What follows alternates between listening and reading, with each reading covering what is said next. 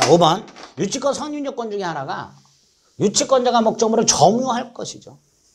이때 점유는 용역업체 등 제3자가 직접 점유하고 유치권자가 간접 점유해도 괜찮죠. 그러나 제3자가 아니라 채무자가 직접 점유하고 있다면 유치권 안 되죠. 유치권은요, 채무자에 대한 반환을 거절함으로써 채무자로 하여금 심리적으로 변제를 압박하는 것도 유치권의 기능 중에 하나예요.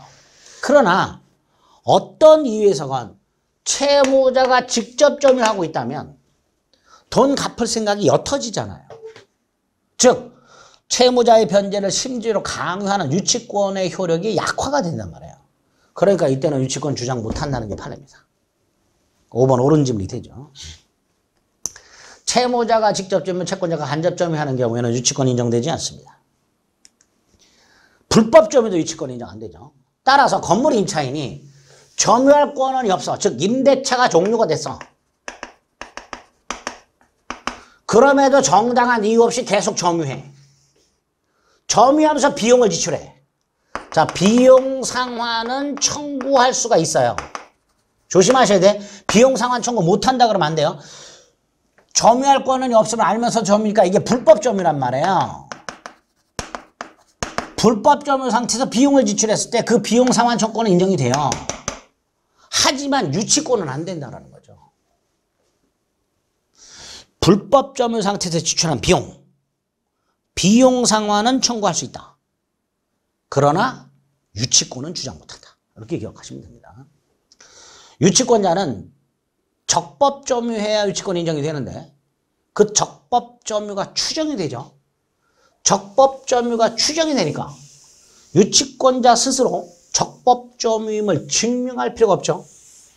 자, 그런데 여기서 점유가 불법 행위로 인한 것이 아님, 이걸 바꾸면 적법 점유죠. 점유가 불법 행위로 인한 것이 아님, 이퀄 적법 점유죠. 그런데 좀 전에 뭐라 했어요? 적법 점유는 추정이 된다고 그랬죠. 따라 증명할 필요가 있다 없다? 없다. 7번 틀렸죠. 그렇게 판례 문구를 기억하시면 됩니다. 8번 다세대 주택 집합 건물이죠. 창호 공사를 했어. 공사대금을 못 받았어. 한 세대만 점유했어.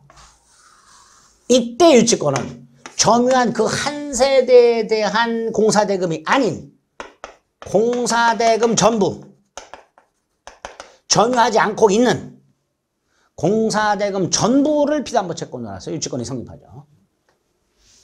그죠? 그래서 이런 지문이 나오면 지금 타세대 201호 202호를 수리한 을이 201호만 점유했다. 그럼 201호에 대한 유치권 인정이 돼요.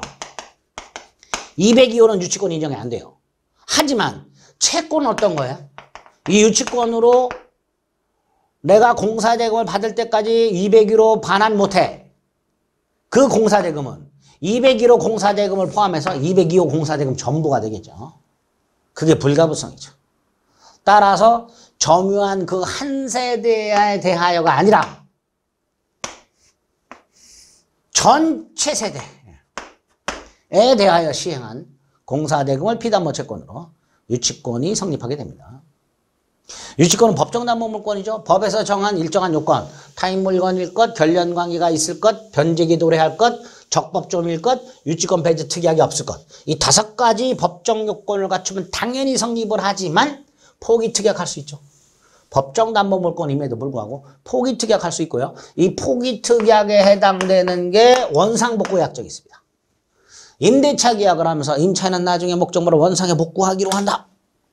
이 원상복구 약정은 비용 포기 특약이면서 유치권 포기 특약입니다. 하나가 있고요. 원상복구 약정 이꼴 비용 포기 특약 이꼴 유치권 포기 특약. 또 하나는 건물 임차인이 갑소유 건물을 임차한 을이 건물을 증축하되 증축 부분을 갑소유로 귀속시키기로 하는 약정. 건물 임차인 을이 증축한 부분을 임대인 갑소유로 귀속시키는 약정 이꼴 증축 부분에 대한 원상복구 의무를 면하는 대신 비용 포기 특약이다. 유효하다. 따라서 이때도 유치권 인정되지 않는다. 두 가지 있습니다. 두 번째 판례는 나중에 한번 보겠습니다. 일단 하나, 원상복구 특약, 비용 포기 특약. 유치권 주장할 수 없다.